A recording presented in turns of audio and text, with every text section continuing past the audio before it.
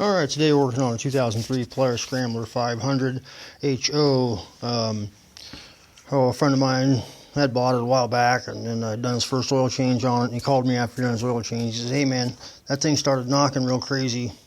I said, "Well, what have you done to it?" He said, "Well, I just changed the oil." And I said, "Well, that's probably not too good. So bring it down and we'll see what's wrong with it." So he brought it down, and I suspected I knew what was wrong with it.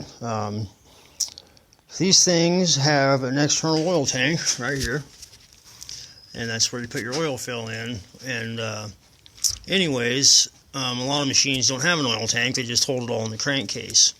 Well, on these, I'm not sure if these will hold the required amount or not, but on other machines the oil tank is actually smaller than the capacity of the whole thing. So let's just say the whole thing said it takes 4 quarts, which it doesn't, but we'll just say that. Say it takes 4 quarts, where your tank will only hold a quart, and then your engine will hold the other 3. Well, people will get confused and they'll just pour into their tank until the dipstick says full, and they think that's all they need to put in there, and then they don't have enough oil in it.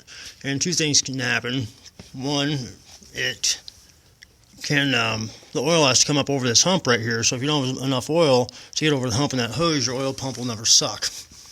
On this machine, turns out the guy when he changed the oil, he let it sit for a couple days with the plug out of it, no oil in it, because he was waiting for some other parts. What can happen there is your oil pump will actually drain down and lose prime, and then when you go to start it back up, it doesn't prime, so it doesn't pump oil at all.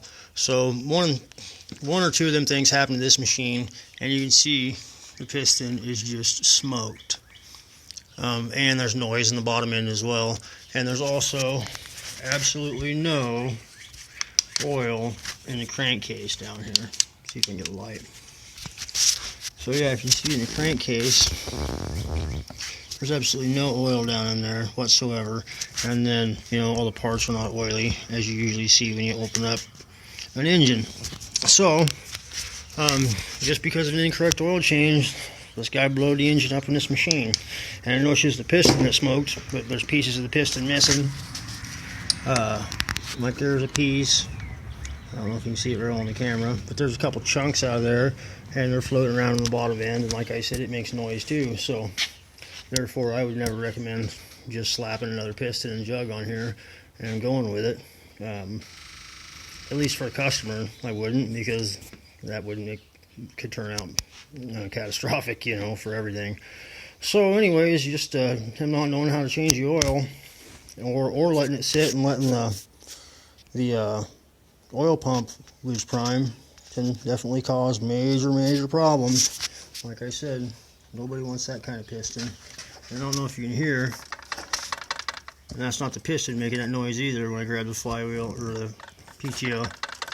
That's just down in the bottom end. So anyways, this is a pretty nice machine.